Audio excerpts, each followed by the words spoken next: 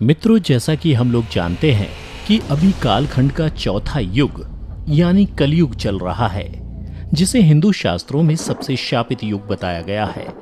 ऐसा माना जाता है कि कलयुग जैसे जैसे अपने चरम पर पहुंचेगा, वैसे वैसे धरती से धर्म का नाश होने लगेगा और कलयुग के अंत में भगवान विष्णु कल की अवतार लेकर पुनः धरती लोक पर धर्म की स्थापना करेंगे। परंतु आज की इस वीडियो में हम आपको बताएंगे कि महाभारत काल अर्थात द्वापर युग में भगवान कृष्ण ने कलयुग के बारे में कौन सी कड़वी सच्चाई बताई थी, जिसे अधिकतर जनमानस नहीं जानते। इसलिए आप हमारे साथ इस वीडियो के अंत तक बने रहें ताकि आप भी जान सकें श्री कृष्ण के अनुसार कलयुग कैसा होगा। नमस्कार मित्रों, द डिवाइन टेल्स पर आपका स्वागत है। दोस्तों, अगर देखा जाए तो महाभारत सिर्फ हिंदुओं का ही धर्म ग्रंथ नहीं, बल्कि इस ग्रंथ के अनुसरण से समस्त मानव जाति को जीवन का संपूर्ण ज्ञान मिल सकता है, क्योंकि महाभारत में मनुष्य के जीवन से जुड़ा कोई भी ऐसा विषय नहीं जिसका वर्णन इस धर्म ग्रंथ में ना किया गया हो। उन्हीं में से एक प्रसंग का वर्णन आज के समय अर्थात कलयुग से जुड़ा हुआ है। महाभारत में वर्णित कथा के अनुसार ये कथा उस समय की है जब द्वैत क्रीड़ा में सब कुछ हारने के बाद पांचों पांडव को वनवास जाना पड़ा था। जब पांचों पांडव वनवास जाने को हुए तो उन्होंने श्री कृष्ण से कहा, हे वासुदेव, द्वैत में अपना सब कुछ गंवाने के बाद हम पांचों भाई द्रौपदी सहित वन को जा रहे हैं, किंतु हम सभी के मन में एक प्रश्न उठ रहा है, क्या आप उसका समाधान कर सकते हैं? पांडवों की बातें सुनकर श्री कृष्ण बोले, ये तो इस बात पर निर्भर करता है कि तुम सभी मुझसे क्या जानना चाहते हो। तब युधिष्ठिर बोले, हे कृष्ण, जैसा कि आप जानते हैं कि द्वापर युग का अंत निकट आ चुका है, कृपया कर हमें बताइए कि इसके बाद आने वाला युग यानी कलयुग की चाल या गति क्या होगी, कैसी होगी और इस युग के मनुष्य कैसे होंगे। युधिष्ठिर के मुख से ये प्रश्न सुनकर श्री कृष्ण बोले, पहले तुम पांचों भाई वन को जाओ और जो कुछ भी दिखे वो आकर मुझे बताओ, फिर मैं तुम सभी को तुम्हारे प्रश्नों का जवाब दे पाऊंगा। उसके बाद श्री कृष्ण के कहे अनुसार पांचों भाई वन की ओर प्रस्थान कर गए। फिर वन में पहुंचकर पांचों भाइयों ने जो देखा उसको देखकर वे आश्चर्यचकित रह गए और फिर शाम को आकर पांचों पांडवों ने एक एक कर श्री कृष्ण को बताया कि उन्होंने क्या देखा। शाम को जब पांचों पांडव श्री कृष्ण के पास वापस आए तो सबसे पहले युधिष्ठिर ने उन्हें बताया कि उन्होंने क्या देखा। युधिष्ठिर ने बताया कि जब हम सभी वन पहुंचे तो सभी अलग अलग दिशाओं में भ्रमण करने लगे। तब मैंने देखा कि एक हाथी के 2 सूंड हैं और ये देखकर मेरे आश्चर्य का ठिकाना ना रहा। फिर अर्जुन ने बताया कि हे वासुदेव, मैंने एक पक्षी को देखा जिसके पंखों पर वेद की ऋचाएं लिखी हुई थीं। वह मरे हुए जानवर का मांस खा रहा था। फिर अर्जुन के बाद भीम ने भी श्री कृष्ण को बताया कि हे कृष्ण, मैंने देखा एक गाय ने बछड़े को जन्म दिया है और जन्म के बाद वह बछड़े को इतना चाट रही है कि बछड़ा लहूलुहान हो गया, जिसे देखकर मैं हैरान हो गया। भला कोई माता अपने बच्चों के साथ ऐसा कर सकती है? उसके बाद श्री कृष्ण ने सहदेव से पूछा, सहदेव तुम बताओ, तुमने वन में क्या देखा? तब सहदेव श्री कृष्ण से बोले, हे वासुदेव, मैंने वन में देखा कि एक जगह 6-7 कुएं हैं और आसपास के कुओं में पानी है, किंतु बीच का कुआं खाली है। बीच का कुआं गहरा है, फिर भी पानी नहीं है। यह देखकर मुझे घोर आश्चर्य हुआ कि ऐसा कैसे हो सकता है।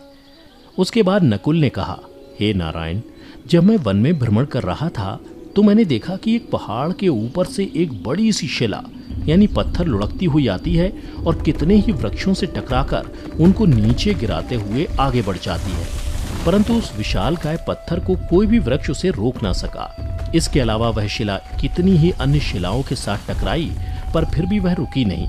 अंत में एक अत्यंत छोटे पौधे का स्पर्श होते ही वह स्थिर हो गई। फिर युधिष्ठिर श्री कृष्ण से बोले, हे वासुदेव, हम पांचों भाइयों ने जो कुछ भी वन में देखा वो आपको बता दिया, कृपया कर इसका अर्थ बताइए। तब श्री कृष्ण ने युधिष्ठिर से कहा, हे धर्मराज, जैसा कि आपने कहा कि आपने 2 सूंड वाला हाथी देखा, जिसका यह अर्थ हुआ कि कलयुग में ऐसे लोगों का राज होगा जो बोलेंगे कुछ, करेंगे कुछ। कलयुग के शासक अपनी प्रजा का सभी तरह से शोषण करेंगे। उनके मन में कुछ और होगा और दिखावे के लिए कुछ और करेंगे।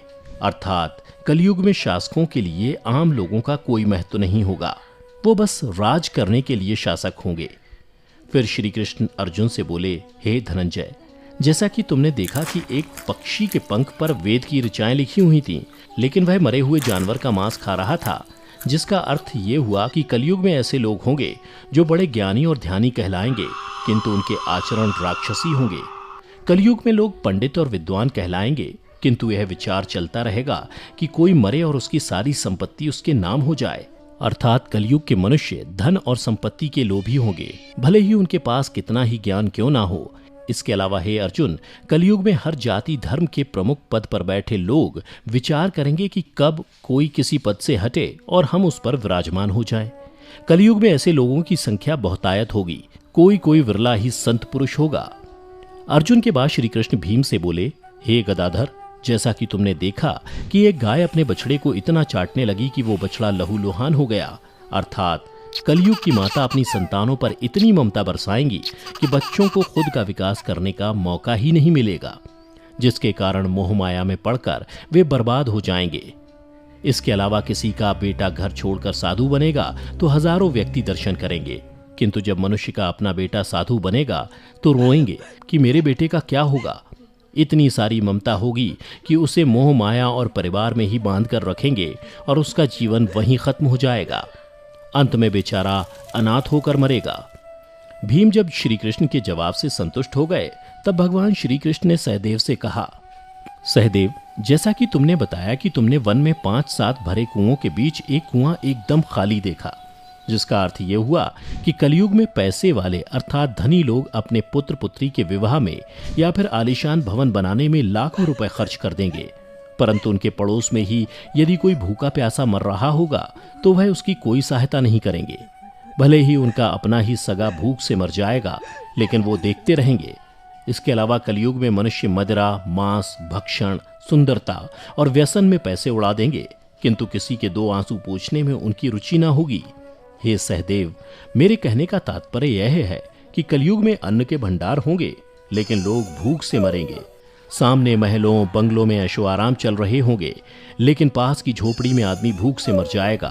एक ही जगह पर असमानता अपने चरम पर होगी। श्री कृष्ण की बातें सुनकर सहदेव को सारी बातें समझ में आ गईं।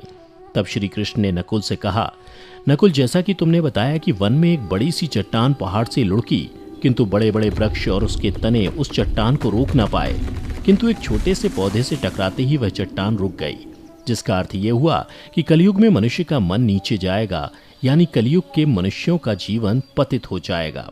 और ऐसे में मनुष्यों का जीवन धन की शिलाओं से नहीं रुकेगा, ना ही सत्ता के वृक्षों से रुकेगा, किंतु हरि नाम के एक छोटे से पौधे से, हरि कीर्तन के एक छोटे से पौधे से मनुष्य जीवन का पतन होना रुक जाएगा। अर्थात कलयुग में भी जो मनुष्य धन के लोभ को छोड़कर हरि नाम का जप करेगा, उसे कोई कष्ट नहीं होगा और मृत्यु के बाद उसे परमेश्वर अर्थात मेरे चरणों में जगह मिलेगी। तो मित्रों, आपने देखा होगा कि आज श्री कृष्ण द्वारा बताई गई ये सारी बातें सच में घटित हो रही हैं।